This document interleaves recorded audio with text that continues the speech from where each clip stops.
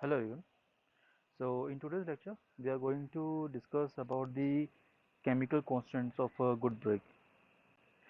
So we know that brick is one of the most commonly used construction material, and it is prepared by molding clay into the rectangular blocks of uniform size, and then after molding we go for drying, and then we put these dry bricks into the kiln for burning, so that bricks can get the required strength, right? So during this process, it is very important that the raw material that we are using, that is the earth that we are using, the constituents, identification of those constituents is very important, so as to ensure that the final product that we are getting has the required characteristics that can be used for the desired construction work, right? So let's discuss about the composition of good brick.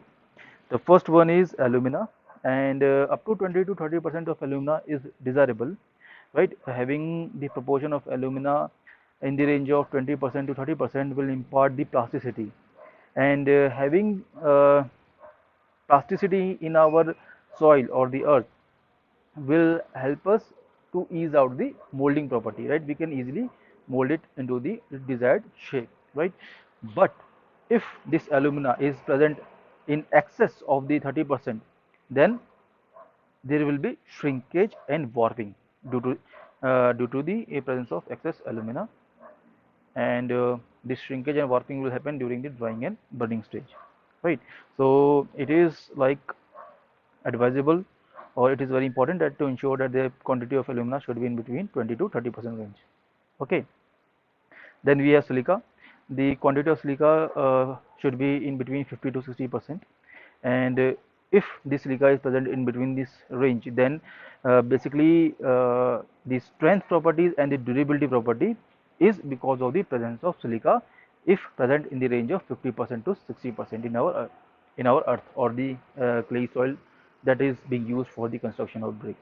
All right, so having in this range will prevent cracking, will prevent shrinkage, and will prevent warping, right?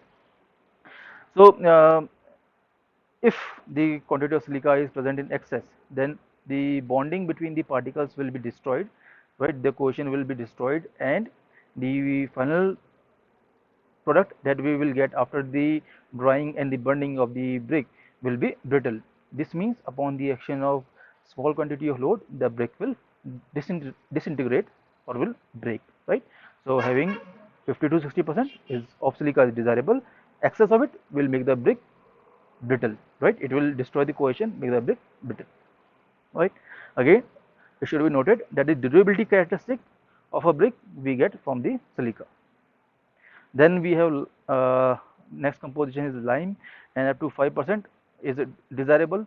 Having lime up to 5% will prevent the shrinkage of the raw brick, but if present in excess, melting and distortion in the shape of the brick will take place upon the putting the brick to the burning stage, right?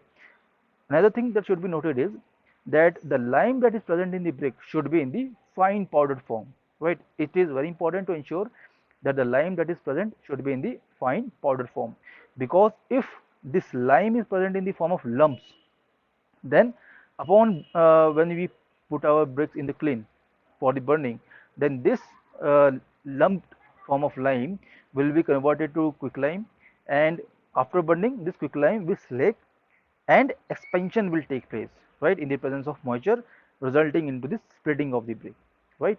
Very important point, right?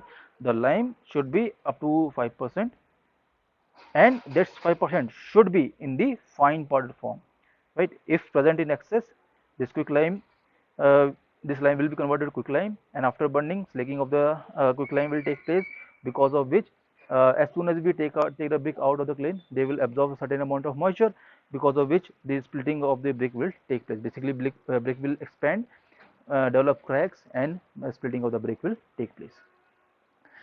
After this, we have oxide of iron, and up to 5 to 6% presence of oxides of iron is desirable because it helps in the fusing, right? The bonding improves having oxides of iron up to the range of 5 to 6%. The most important thing, the color, that is the red texture that we resemble brick with, right? This red color is because of the presence of oxide of iron in the range of 5 to 6%. If we have these oxides of iron in excess of the 6%, that is, if we have higher percentage of oxides of iron, then instead of red color we will have dark blue or blackish color, right? If we have percentage of oxides of iron less than 5%, let's say 4%, 3%, then the brick will have yellowish color, right?